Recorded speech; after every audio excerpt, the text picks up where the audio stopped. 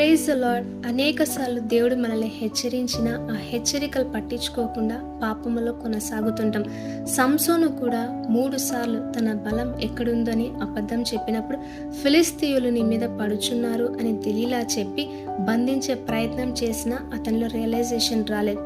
ఎందుకంటే సాతాను మనోనేత్రాలకి గుడ్డితనం కలుగజేస్తాడు. అందుకే సంసోనుకు తెలియలేదు యెహోవా అతనిని ఎడబాసెనని. చేసిన తప్పును రిపీటెడ్గా ఎంటర్టైన్ చేయటం వలన సంసోను ఆత్మీయంగా బలహీనుడై ప్రాణం విసుగు చెంది తన బలం ఎక్కడుందో దెలీలాకు చెప్పగానే ఫిలిస్తీయులు అతనిని బంధించి కళ్ళు ఊడబెరికారు.